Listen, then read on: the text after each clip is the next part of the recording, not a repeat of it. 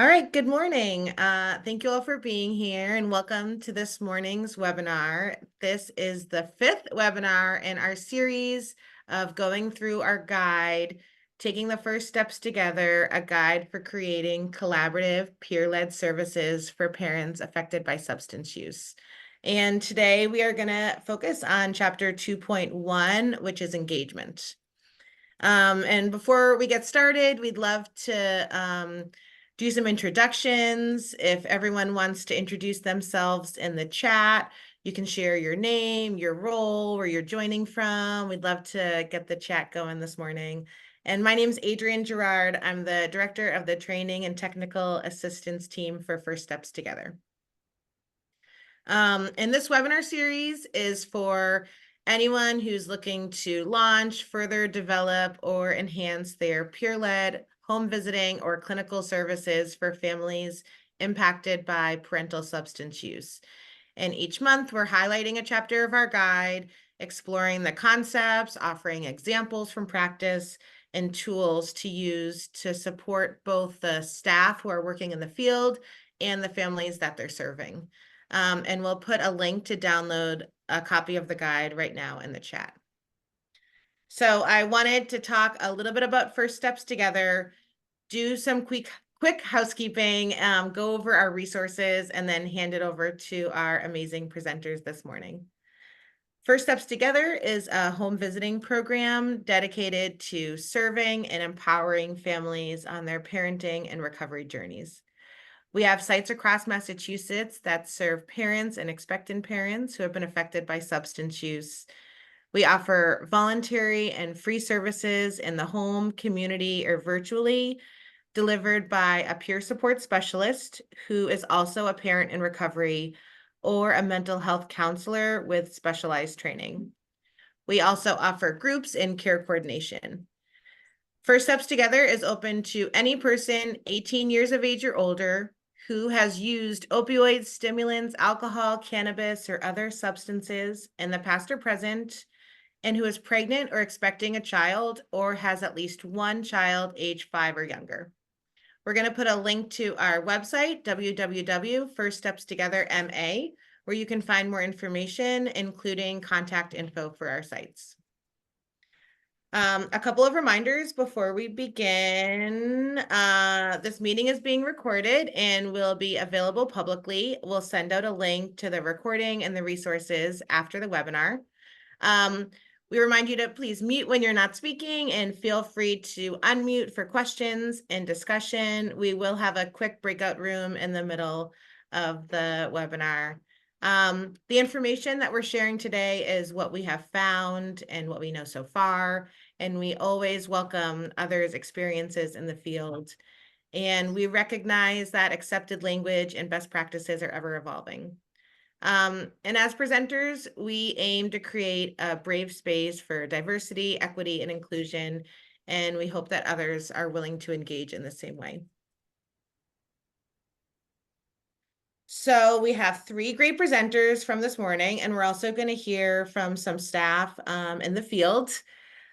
First, we have Erica Napolitan, who is the Assistant Director for the Training and Technical Assistance team for First Steps Together at Jewish Family and Children's Services of Greater Boston.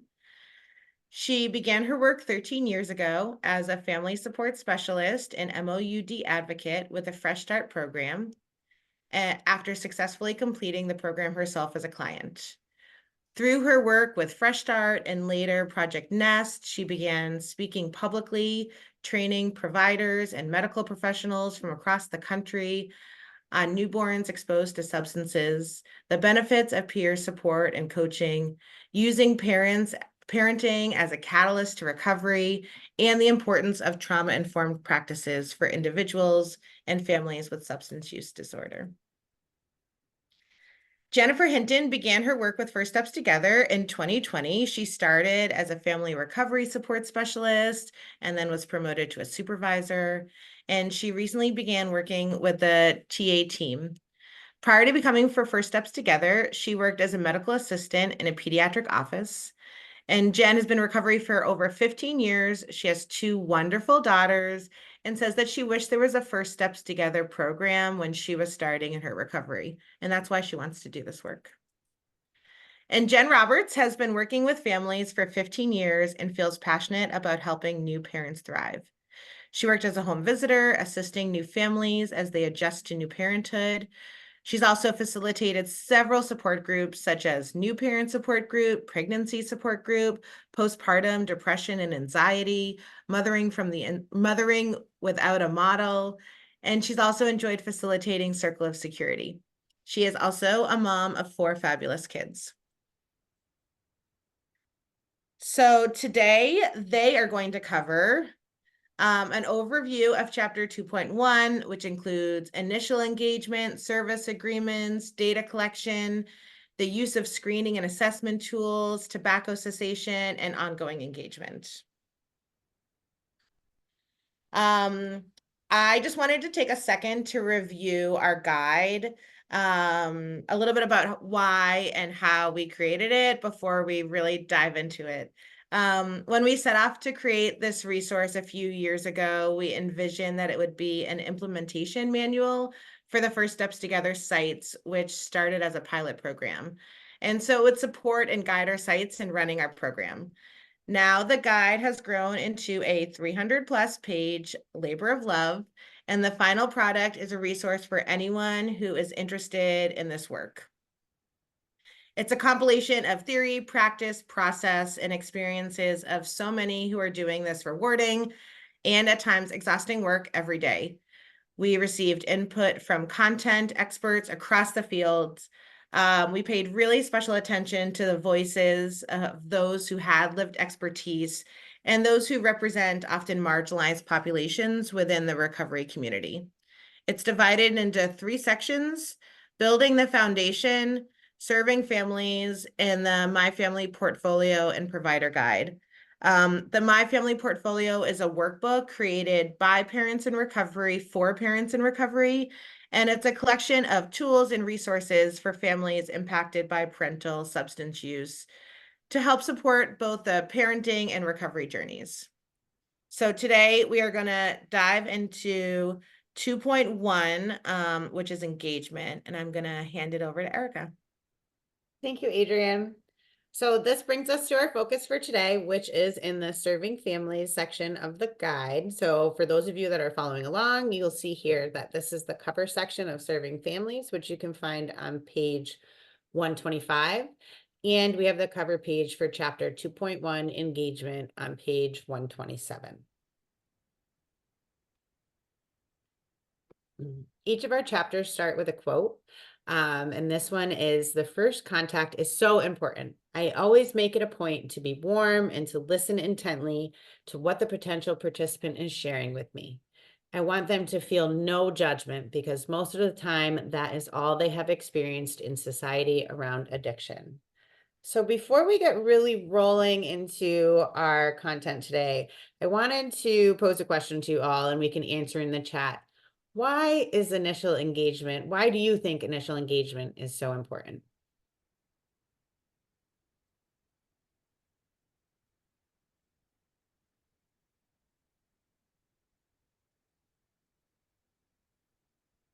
It sets the tone. Yes, Amanda. Yes, it really does. It's that first initial piece. Shifts the perspectives and offers hope. So build rapport and safe space. Absolutely. Building of the relationship. Building trust. Yes.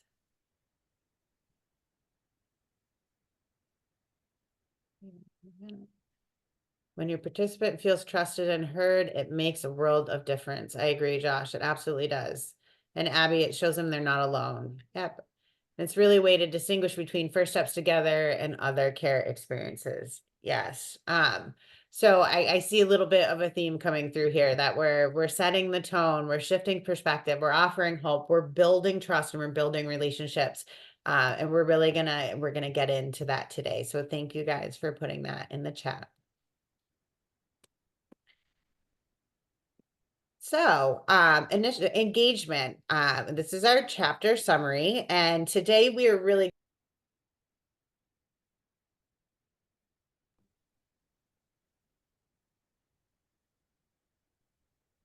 Can you guys hear me? All right, I got muted like twice. I don't know what happened there. It was really interesting. It said the host muted me. So I'll keep talking. Um, so we have our chapter summary here, and today we are really going to just touch a little bit on each section. So we have initial engagement, our service agreement, data collection, use of screening and assessment tools, tobacco cessation, and ongoing engagement.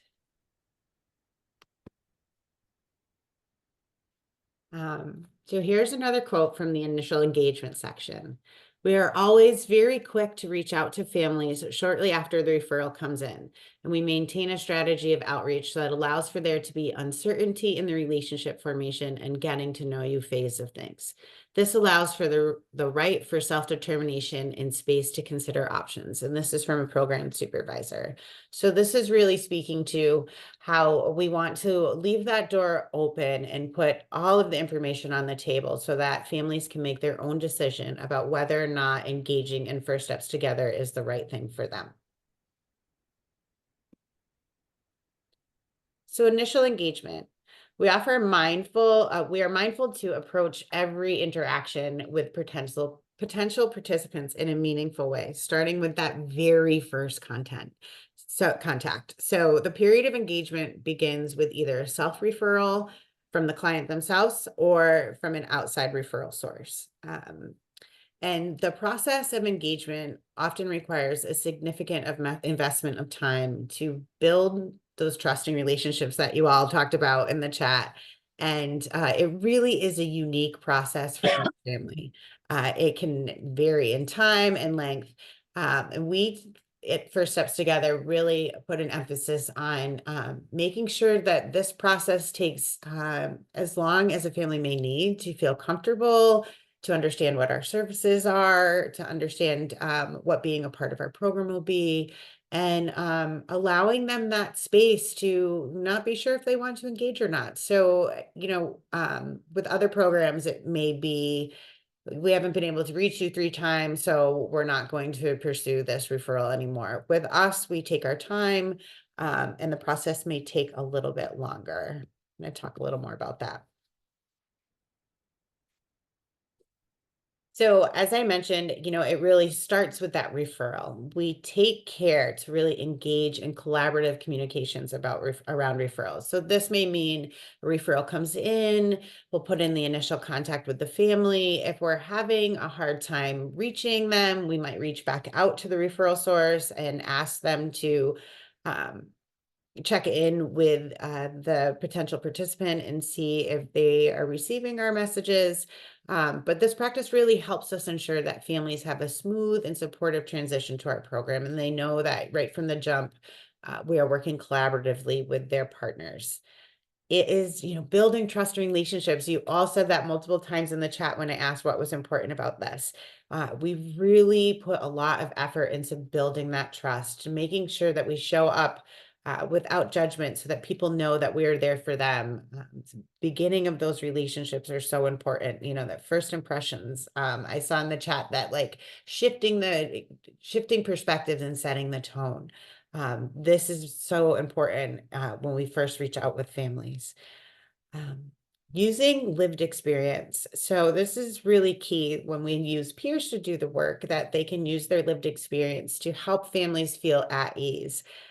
Just for an example, we had an FRSS share that she was working to engage with a family that was referred by Child Welfare Services. The parent wasn't returning her calls to schedule the intake, and really appeared, hesitant to engage. She just wasn't showing up or even responding. So the FRSS was able to really take this as an opportunity to share her own past experience with child welfare and how it really felt for her, and how she understood that, coming to a program where you have to be potentially going to be open about your substance use and parenting can really feel like a risk. This helped put the parent at ease, knowing that the person that she was going to be working with knew exactly what it was like to be in this space, to have child welfare in their lives, and to need a little extra support. And it eased her mind, and she was able to start engaging with her FRSS in the program and stay engaged for quite a long period of time. Again, that collaborative communication around referrals. So staying in contact before we've made that initial contact with the family. And once we've had releases signed later, we continue to stay in contact with the referral partner as long as the family wants us to be. And really the importance of documentation. We spend a lot of time in this initial engagement period. So it is really important for us to document how much time we spend there. This really helps us provide data for administration, for funders, and for program service improvements. When we say we do it differently, we really mean that because can be such an extended period of time. We want to be able to show how many text messages it takes, how many phone calls it takes. Does it take letters? What does that really look like when it comes to starting to engage with the family?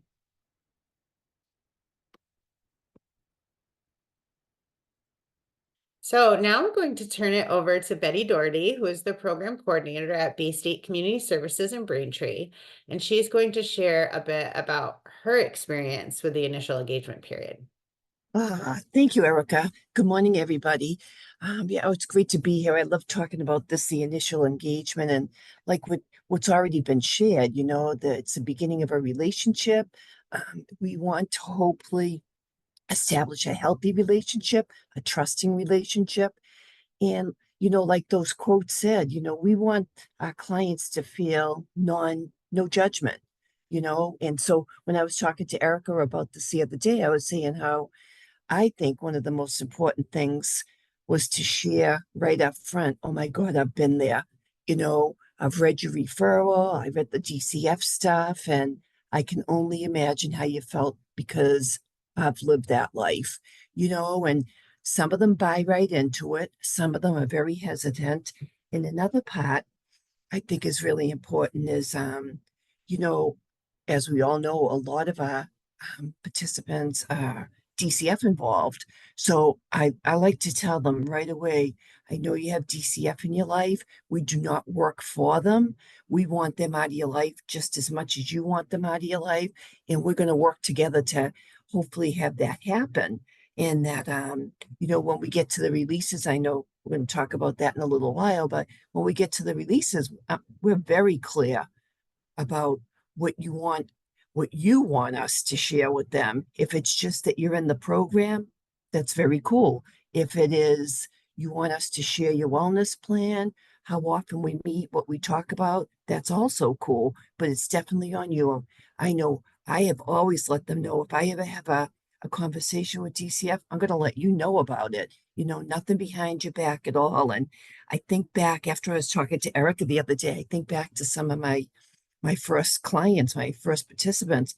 And I remember going to this one house in Plymouth, and this woman was mad. She had just got off the phone from DCF. She felt like she was being treated unfairly. And she told me in no uncertain terms, I don't want you. I don't want you in my life. I don't want you in my house. I don't want to talk about anything. I said, and that's fine. I said, you know what? That we can talk about your baby today, and when I saw a picture with the intake, the initial engagement, where there's 3 people, one was the child. That's what a big part of our intake is. Your children can always be there, and that again, building healthy relationships. Some of the children the participants are not used to trusting, loving relationships. Maybe their fathers or their mothers have been in and out of their life. And we want to show them that we're going to be there when we say we're going to be there. And you can be with your mommy, you can be with your daddy. So again, the non-judgment, let's build a relationship.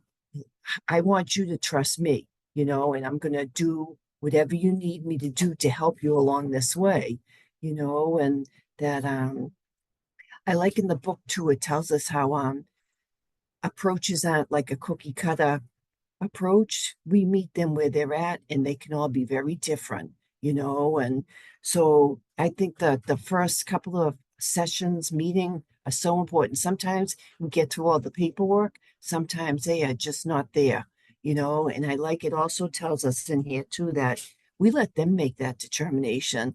I've met with people that after a couple of times meeting them, they're like, you know what, this isn't really for me. I don't want it. And that's fine. You know, I've met with people that didn't want it, and then before you know it, they're calling to come back. And I think just being open, honest, genuine, and like it said, how many of us have been judged all our life? And our clients are still being judged from DCF, from their families, from their significant other, you know. So we want them to feel relaxed. We want to engage, just like it says. We want them to be able to say to us what their needs are, and we want us to be able to tell them we're going to help you meet those goals and and fill your needs. So that's some of the things I'm thinking of today. Thank you, Betty. I really appreciate that. And what I really heard come through in all of what you're sharing is that, even in this initial engagement period, we're still meeting people where they're at, right? Like they might not necessarily be ready. They might have anxiety over engaging in this program. They might not understand what we are about. But we meet them there, right? And we accept that. We honor that. You're not ready. That's cool. I'm here. I can send you a text message once a week to check in with you and see what that Yeah, looks like. because they All could right. still be using too. Yeah. Maybe not ready to stop using, Yeah, right? exactly. Right. Yeah. And we're here to kind of still be there when they are ready to engage, if they are ready to engage. And it might look a little different. It might be, you know, um, you told me that you need some diapers. Can I drop some off? Or I have these resources I'd love to share with you. I know you might not be ready to work with us yet, but can I connect you to these other services? You Um, know, that makes me think too, Erica, that another part of the engagement too is letting them know about the groups we run. And I know for a while we had a mums group going, and that was fabulous, and they really felt part of.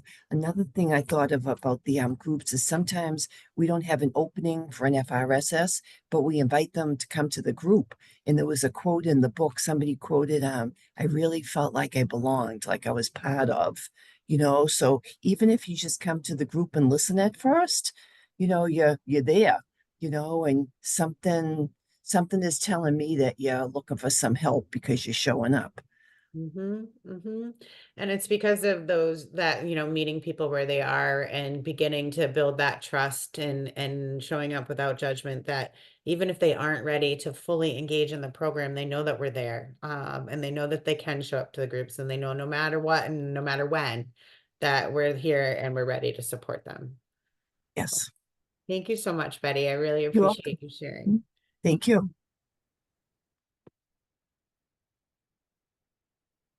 So I'm now going to hand it over to Jen Roberts. Hi, I'm so sorry my camera's not working. Having some tech issues, but I'm glad to be here. So, release of information.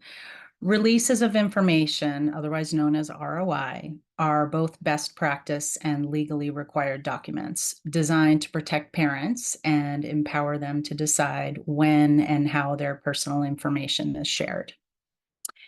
In the medical and social service fields, there are many power differentials between providers and program participants. First Steps Together works to ensure that when participants give their consent for contact between providers, they feel informed, empowered, and aware of their rights. We train our staff on the laws that mandate the protection of health and substance use related information, including HIPAA and 42 CFR.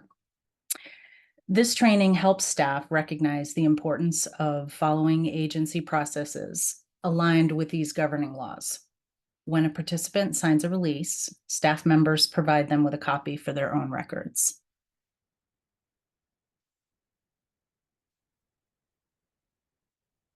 So before we ask a participant to sign any release of information, we discuss the participant wishes in detail. We respond to any questions or concerns related to the release. We determine what specific information to share or keep confidential. We consider whether the release will allow for one-way or mutual sharing of information. We identify whether verbal or written updates or records will be shared. We ask if the participant wishes to be present for these contacts or be involved in collaborative meetings. And we ask if other staff members are permitted to make contact with them. We take the time to talk with participants about the many benefits and potential drawbacks of open communication between providers. One big issue is the importance of perception. We work with families to help them understand that appearing forthcoming and transparent can be to their benefit, whereas opting not to allow any sharing of information between providers may result in negative assumptions. We share this perspective not to pressure participants to give consent, but rather to help parents understand the complexity of care coordination, and particularly when child welfare services is involved. We show participants how allowing even partial communication between providers can result in smoother service delivery, which can improve their experience as service recipients. Open communication between providers helps us make appropriate referrals early on in the relationship so we can better help families. Sometimes if a release is not signed or if there's parental reluctance to sign, the perception might be that the parent is trying to hide something. So transparency is best so we can best help advocate for them. I remember when I had a new client when I was doing some home visiting, and she was very reluctant to sign any releases. And this was complicated because I understood that she had had some really unpleasant and scary experiences in the past with DCF. So I completely understood why she was afraid to sign anything, but I did my best and I just kept reassuring her that my job was to advocate for her. So eventually we got there, but sometimes there is some reticence. So anyway, thank you.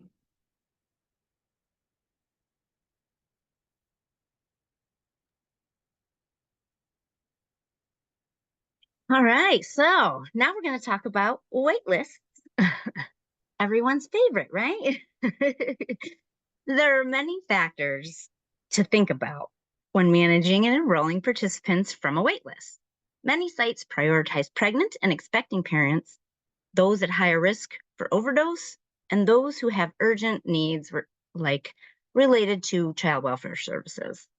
Waitlist management, it's like a balance, right? We're balancing, we're prioritizing, we're seeing what participants have the most urgent needs, right? During this waitlist period too, we also want to make sure that we really keep families supported until they can be fully enrolled, right? And this is also the time for when they're on the wait list to start the initial screenings, right? Start those initial contacts, start finding a little bit about the person. That way we can better decide where they need to be on the wait list. Next slide, please.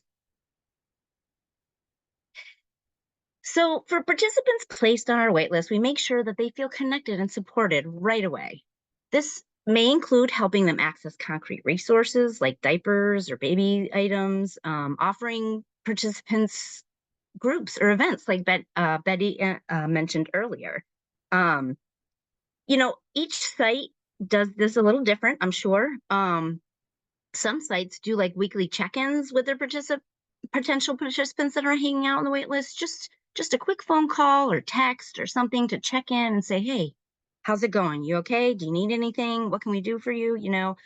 Some of the sites also just bring it up in their weekly staff meetings. They go over the wait list, they talk about it. And that this also is like, well, my week is really heavy, then the FRSS, another one might have a lighter week. So they might be able to, to help out and take over. Like if I don't have a lot on my schedule, I can go make a few phone calls or I can run over some diapers, because we're a team. We help each other out, right?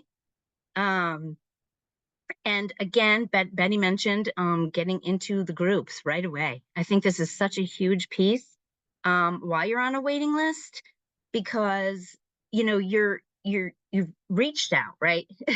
You've taken this big jump and you're like, okay, I'm gonna do this. I'm gonna get myself some help, which is not an easy thing to do. It takes a lot of courage, right? Um, so I think, you know, being able to at least participate in some way and have some contact, and then the group support that not only comes from staff but all of the participants in the group, you can make those social contacts that are so important. I know here one of our big offices that does clinical work, you can be on a waiting list for years, and I know a lot of people who have been for years. There's no calling, there's no support while you're on this list. You know, how does that make you feel? You get this courage, you call, you say, I need some help, and then you're just left to your own devices with no support whatsoever. So that's not how we want to do things. We want to leave people saying, hey, we know we can't fully enroll you and give you everything our wonderful program has to offer, but we can, you know, we can help you a little bit, and in ways that you really need, you know, urgent needs. Let's do it. So I think this is what makes a lot of what makes First Steps Together different. You know, we really make that an effort to contact people when they're on the wait list and make sure they're okay. Yeah. So thank you. Gonna turn it over to Erica for the service agreement. Thanks, Jen. So that brings us to the service agreement section of the engagement chapter. And oh, sorry, thought I was going to sneeze. My allergies are really bad today. So when I first met with my FRSS, I wasn't even sure what I was signing up for. He took the time to go over the program and what we would be doing together. I felt better knowing what I was committing to and that it was based on what I wanted and what my family's needs were. And this was from a parent in recovery. So really early in our engagement process, we want to explore with our potential participants, you know, what support are they actually seeking and how that compares to what our program has to offer. We like to be clear in our communication with parents that while our program is voluntary, once they decide to participate, it really does help if they can make a commitment to regular participation, and they can do this in the form of a service agreement.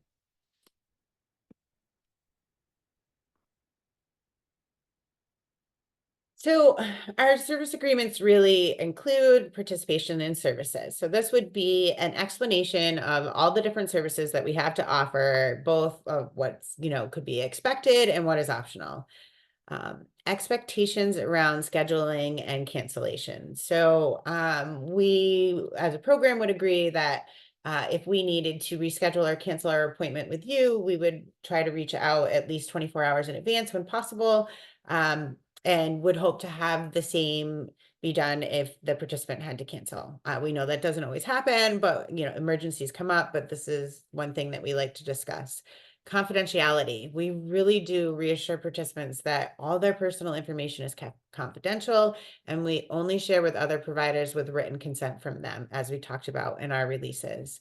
We discuss mandated reporting and what our role and responsibility is when it comes to this.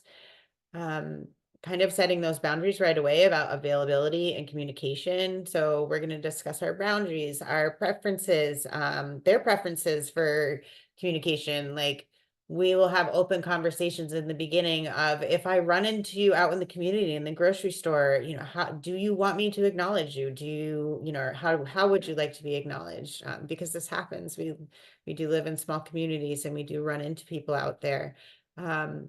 Setting that boundary that I, as your provider, have my work phone on from 9 to 5. You're welcome to text me after those hours or before those hours, but I might not necessarily be able to get back to you.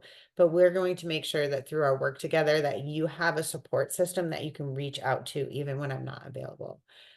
So really being open about our availability and communication, and talking about what completion of the program looks like, what graduation looks like, and potentially what disenrollment may look like. And on page 146 in the guide, you can find our sample service agreement tool, which includes the pieces that I just went over. And I think we're going to pop a link to that tool directly in the chat.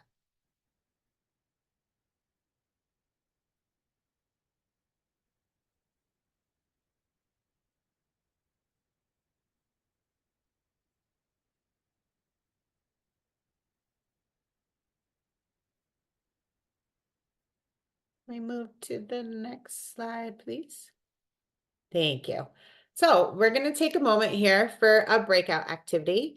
We're going to put you in groups, and we would love you to have some group discussion and share some ideas around really how to keep participants engaged when you're experiencing resistance in the early engagement process. So we've shared this scenario, which we can also pop in the chat, that you have been assigned to a new participant. Your initial conversation went well, and they seemed highly motivated and interested in the program. However, your follow-up calls have not been returned. What are some ways that you can help keep your participant engaged? So I know that many of you on this call have worked with participants, and I've been doing this work for a bit. So we would love to have you guys get together in your breakouts and just have some conversation about what are some ideas, what are some things that have worked, what are some potential ways that we can get parents involved?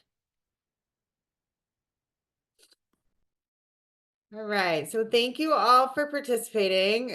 Before we move on, I would love to hear some of the ideas and brainstorming you did around keeping people engaged. Does anybody want to share? Go ahead, Amanda. Okay, so we all were basically like on the same page about just, using incentives like, hey, like, I haven't heard from you, but, we just got some size 2 diapers in, like, can I bring some by? Do you want to come by?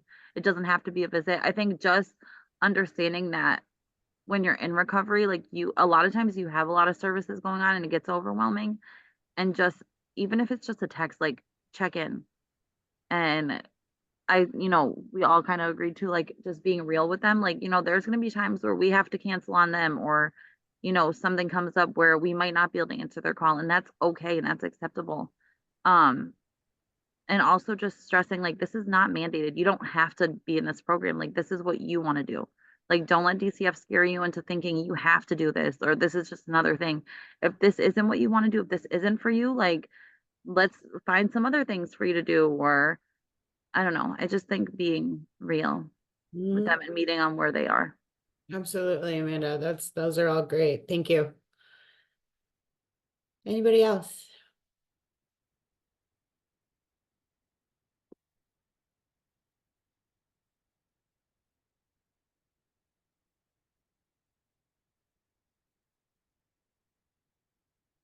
All right, so we will keep moving. Thank you very much. But I think Amanda, you really nailed that like idea of, this is for you. You don't have to do this. This is for you.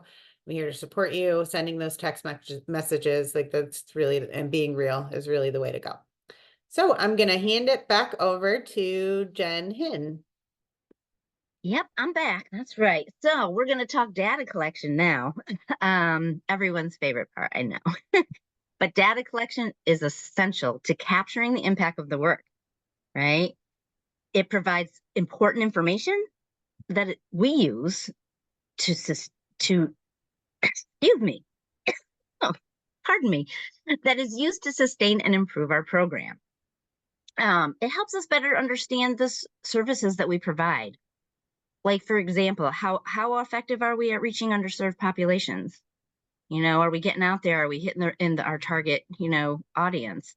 And like the average age in First Steps Together is 30. So then we can take that information and gear our services and make sure we're hitting, what our average age is, and we can tailor services around that. It also helps us to capture information about our program's impact, as well as for funders and other partners. So they get to see what we're doing and we can show them with data how great we are and what we're doing. We also want to say that we know it can be time consuming, right? And it can also, especially in the beginning, feel really uncomfortable for both staff and the participants, right? In the beginning, we're trying to build that wonderful, collaborative, trusting relationship, right? And what do we have to do? We have to, talk about some personal tough stuff, right? Some of our questions bring up a lot of past traumas, and we're just beginning to form that relationship that's supportive and built on trust. So we at First Steps Together, we prepare our teams really thoughtfully and and accurate data collection. And when we're collecting this, we use trauma-informed way, and we also use healing center practice, right? We want staff to feel informed and confident with the data collection process, because we want parents to be able to then feel empowered and comfortable about what information they choose to share. So what does that look like, right? Data collection. Okay. So potential petitions would begin always with informed consent, right? We kind of talked about this already in this webinar, but it's so important. We have to talk about it again. It is the beginning, right? Am I allowed to talk to your doctor? Am I allowed to talk to your DCF worker? Am I allowed, the biggest part of this is explaining why. Why? What are we going to do? How is this going to be helpful, right? What information is being collected, right? We're going to talk to them about that, right? Who's going to have access to it? We want to make them feel sure and confident that their personal health information is protected, right? So oftentimes I would say, I'm bound by HIPAA, just like in the medical community, I'm bound by that. Also mentioning in our state GIPRA system, you are a number in there. Your name isn't there, your number, right? We have data protection software that holds in our computer systems, right? And let's not forget locked drawers, right? Locked cabinets. If we have paper copies of things and it has any personal health information, it has to be in a locked drawer, filing cabinet, whatever you guys have. That is just crucial, just as it is in any kind of mental health or medical situation. So by explaining this, we get to help participants understand and make informed decisions about what they really feel comfortable sharing, right? Also of note, they have the right to refuse consent. Nope, they can't do it. I'm not doing it. I don't want to share any of this information. And that's totally their right and fine. With First Steps Together, we do have some data collection, like many programs, that is required to determine eligibility. So, an example is like, if they said, no, I don't want to give you any of this information, we'd help them to find another program that might be suited to their needs, or another service provider, right? If they don't feel comfortable in what we have to offer and the information that we are taking down. I have never had anyone do that in my work, but I'm sure it happens, and they have that every right, Another thing that is great is some sites have decided to just do initial intake and then wait a little bit, right? And I think Erica mentioned this earlier. Wait until there's the FRSS and the participant have created this strong supportive relationship, so that the participant feels better about sharing and makes them more at ease about sharing sensitive details of their life. When I was at CSO as a supervisor, every new participant, myself, the FRSS, and our clinician went to these initial contacts. And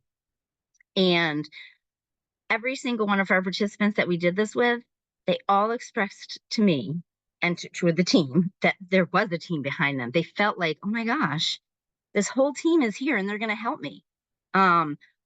Meeting face to face, they also got to feel our vibe. This is what numerous participants told us. They're like, your guys' vibe is so positive, and you're here and you all just want to help, right?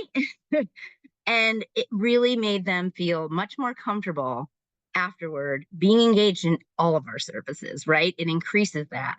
When you feel like you have a whole team behind you, you know who they are, we're working with you, we're all working for you.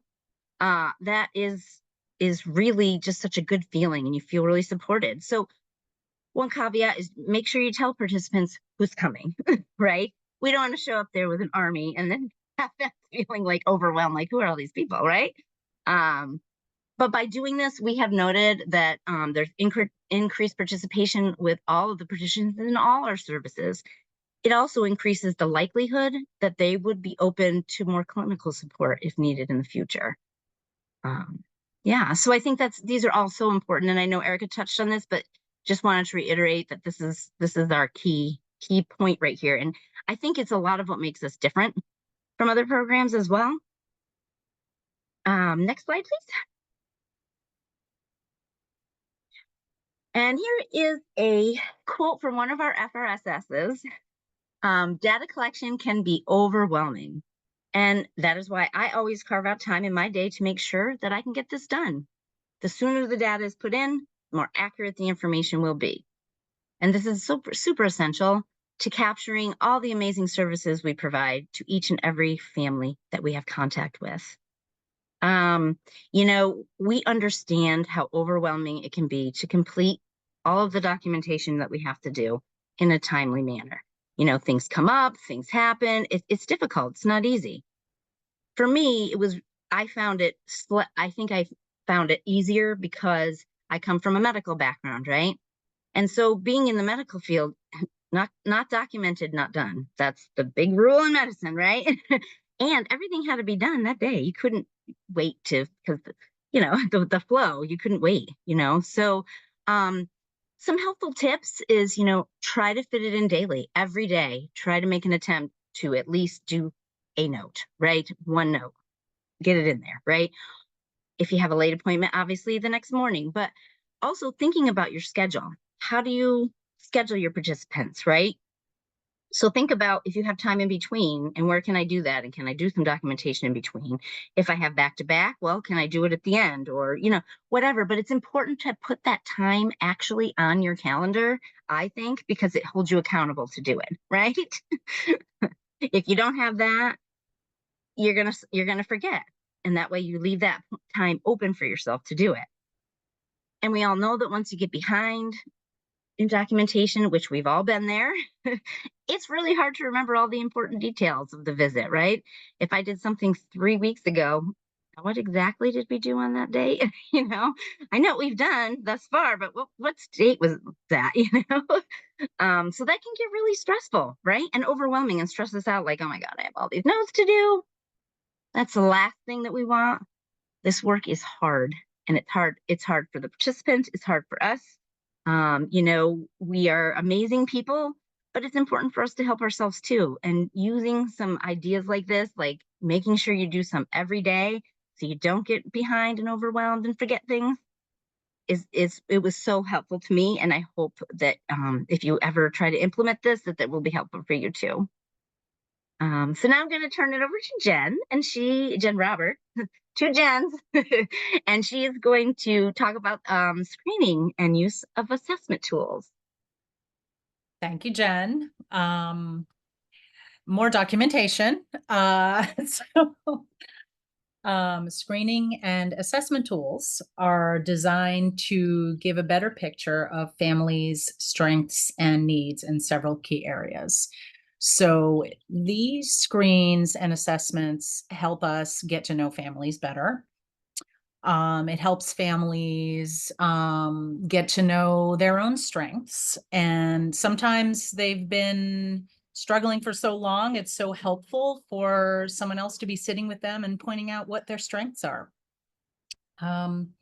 These areas include child development, parental mental health, depression, life skills, intimate partner violence, and tobacco-related needs. We understand it may be hard to talk about sensitive topics due to shame or stigma. We touch upon these topics in the beginning of the relationship to normalize the open discussion of sometimes challenging issues, such as substance use during pregnancy, mental health concerns, homelessness, intimate partner violence, food insecurity, and trauma. We hope that by having these conversations early and by regularly using tools and screeners with our participants, they will feel more comfortable asking for help when they're ready to do so. So some of the screenings and assessments we do are the child development screenings. And I'm not going to get too in detail with these screenings. You can find out, you can refer to the guide for more information about these. But for the child development, we use the Ages and Stages questionnaire, otherwise known as the ASQ, for babies, toddlers, and young children. For depression and parental mental health screens. A number of biological, hormonal, and circumstantial changes occur in the pregnant and early postpartum phases, so it's good to keep an eye on that, and we do screen for that. The life skills progression tool, otherwise known as self-sufficiency scales, we use the LSP1, the life skills progression tool for screening for that. Intimate partner violence screening. We regularly screen families for IPV, and this brings the issue out into the open and communicates to our participants that we're here for them. We're available if and whenever they feel they might need to seek support. We're careful to conduct all screenings in a confidential and trauma-informed and healing-centered manner. The child development screeners help parents to be curious about their child. They can discuss any concerns that they might have. It also helps create a time as the provider to share about other services that might be able to come in and help address some of the concerns they might be having. And that's a quote from a family recovery support specialist. Thank you. And now, Erica. Thanks, Jen. So tobacco cessation, we do regularly assess our participants, our parents' tobacco use as part of their overall health and wellness. We do often ask during the intake process if they're interested in quitting smoking, if they are a smoker, and we do provide them with the Massachusetts Tobacco Cessation Program information, which we will put in the chat for you as well. But we know that continued tobacco use can not only like impact our health, right? But it really does have the potential to affect people's ability to sustain their recovery. So we want to make sure that we are checking in with participants, not only in the beginning, but regularly around quitting smoking and tobacco cessation, and supporting parents that are interested in taking that next step. And we have a quote from a participant around this. So it's, I didn't know quitting smoking could help my recovery. My FRSS provided resources and supported me when I decided it was time to quit. It felt nice having her cheer me on. Quitting was hard, but now I'm smoke-free. I want to set a good example for my children. And I think it's really great to be able to see like this quote and that this really had an impact on this person and their family. Great. So that brings us to ongoing engagement. And once the program participant has engaged in our services, the intake and initial data collection has been completed, all the screeners have been done, we really shift into that ongoing service provision. So what does that look like? We continue to develop trusting relationships. Like Betty had talked about, and I think everybody's kind of spoken to, is that continuing to meet people where they are. We show them that we value them, that we care about their journey, about what their desire is for their future in recovery. And we really meet them exactly where they are. We provide ongoing visits in their home, in the community. We can do virtual when necessary. We work with parents to build their skills and confidences in areas that they've identified as being places that they want to grow. We help parents set their own goals and work towards them. I think Betty and Jen all mentioned this building support systems through meetings and groups. Really, you know, we know it takes a village to parent, right? And helping parents in recovery build their own village. We provide care coordination. So when those releases have been signed so that we communicate with other service providers, we will stay in contact with them. For example, you know, if through our screeners, we find that parent has some concerns about child development, and we do a referral to early intervention. And if we have a signed release, we can be in communication with the early intervention provider and with the parent, and we can do those things together. And really assisting with basic needs, helping people access concrete needs is one of the most important things that we do. If your needs aren't met, we know that you can't tend to your recovery or, you know, build your parenting skills or really do anything else when your basic needs aren't met. So we help families and parents get access to resources within their community to fill out applications for extra support and services. We can provide diapers and, basic need items when we have them, just really making sure that the family's needs are met so that they can grow and heal through their recovery and parenting journey. And now I have the opportunity to introduce Erin Cash from Cape Cod Children's Place, and she is going to talk to us about her experience with ongoing engagement at their site. Welcome, Erin. Hi, guys. All right. So I'm Erin from okay, never mind. I'm Erin from the Cape Cod site. You guys know. All right. So I know that, all the different sites, we all do things completely differently, right? So I just want to share some of the things that here, on Cape, some of the different ways that we try and work with our participants. We really, really, really, really try and think outside of the box in how to get our, how to keep our families engaged, how to not really just focus on the parents after, a certain length of time within, an engagement. One of the biggest things that we hear all the time is the food instability. Like, we hear that all the time. And while we can sit and say, okay, well, here's this food pantry, here's this food pantry, you can go here, here, here. As we all know, food pantries are super helpful and wonderful and awesome, but they don't always provide the most nutritious, foods. So when we sat and really brainstormed about like, what can we do to help, to like maybe offset some of those costs, one of the things that we decided to do is reach out to the community, and we were able to find a place where we, in one of the towns, just one town over, we were able to find a plot for a garden. So we have an area where we have gone and we have squash, zucchini, tomatoes, lettuce, kale, literally everything. Some things I eat, but most that I don't. But literally just all of this stuff that we tilled the ground, we, planted all of these things to try and help our, participants kind of offset that cost. Like, here's some healthy, fresh, locally grown by, here's some foods for you. And it also helps with initial engagement too, not just necessarily ongoing engagement. And I did share this in the breakout group too. If we have somebody that comes on to the group and is that we do that initial onboarding, or not onboard, you know what I mean?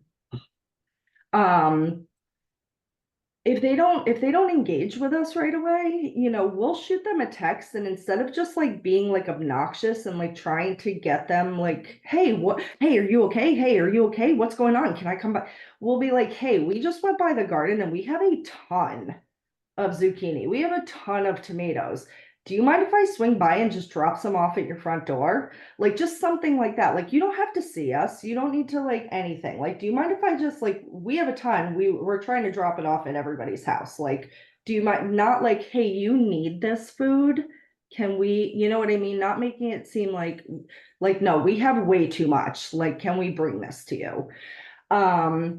So we really just, like I said, try and think outside of the box. We also invite our participants to come with us to the garden, teach them how to get their hands in the soil, teach them how to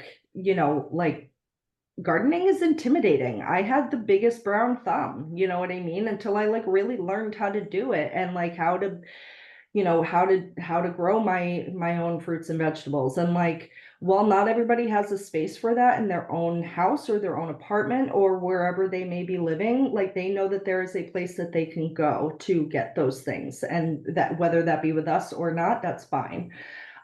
We also, there's a lot of people, most of the collaterals that we work with meet at home. They'll DCF shows up at that person's home. They're looking to see if there's a mess. They're looking into each bedroom, the bathrooms, the kitchen, the refrigerator. It doesn't need to be that serious with us. You know what I mean? Like, if you want to go out and go for a walk, we will go out and go for a walk. If you want to meet at the beach, we can go and sit at the beach for an hour. If you want to go to the library, we can do that. We can go to a coffee shop. We can go to a bookstore. Like, when we say like we want to meet you where you're at, we do our best to mean that literally. Like, if you are in an alley behind the train station in Hyannis, you better believe I'm gonna grab you a Gatorade and or a coffee at Dunkin' Donuts, and I'm gonna go hang out in that alley for an hour and a half, and we're gonna kick it. And more than likely, I'm gonna know like 17 people that are in that alley. You know what I mean? Like, more than likely. And it's gonna be fine. But like I said, like, that's the biggest thing for us with the ongoing engagement, is to make sure not only are our participants comfortable with us, but also they know our entire team. So when they are like, I'm their FRSS, but they know who Billy is. They know who Philip is. They know who Nicole is. They know who Christina is. They know if I am not available, Christine is available. She shouldn't be available, but she's available 24/7, 375 days a year, right? Like, literally, that woman, like, she goes up, she has 10 extra days a year to be available. And so, like, we had one instance where Billy wasn't able to go with one of her participants to court, and it was a really big court date. And she was having a lot of anxiety about being at court by herself.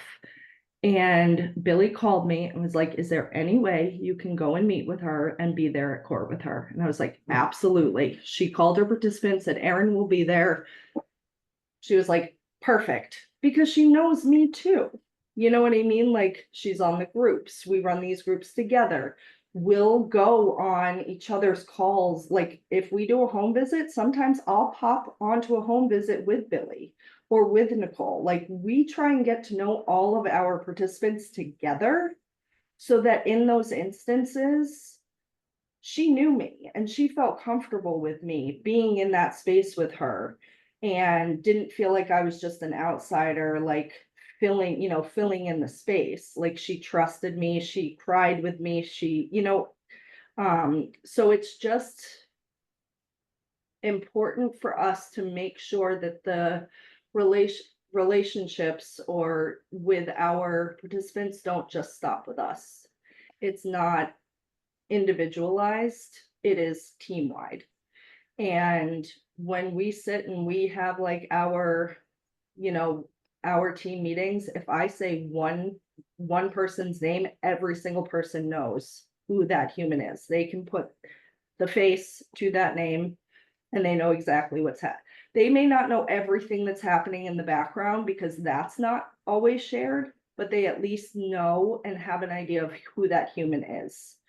I'm just reading what Abby wrote, and yeah, that's amazing. I mean, just being able to know that you're not alone, and know that, like, if I'm having a hard day, I can call Christina, I can call Billy, Philip, I can call anyone, and like, if I need to cry, they can be right there to hold, to like hold me up.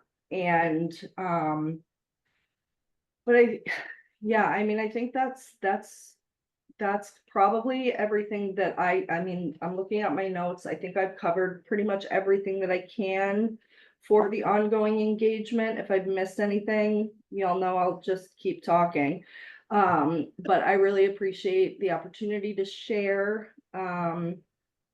Yeah, and go Cape Cod. I mean, first steps together, but go Cape Cod. Thank you, Erin.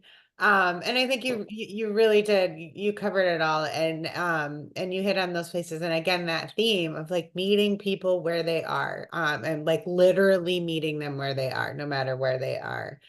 And I appreciate thinking about, and I know Cape Cod does this, and many of our sites do this, and taking that team approach, having that open door policy. Ongoing engagement isn't always smooth. We might work with a participant and they're doing really great for like 6 months, and then we lose them for a little bit, right? But because we've built those trusting relationships right from the beginning, from that first contact, when they're ready to come back, they come back because they know that we're going to be there, and they know the doors are still going to be open, and they know that we're still going to meet them wherever they're at, no matter what. And I think Erin, your site and all of the sites do a really great job at making sure that people know that no matter what, we're here. We value you. We're here to support you. We're here to honor what you want your recovery to look like. And we're just here to walk alongside you and help support you through that process. So thank you so much, Erin, for sharing with us. I really appreciate it. Thank you.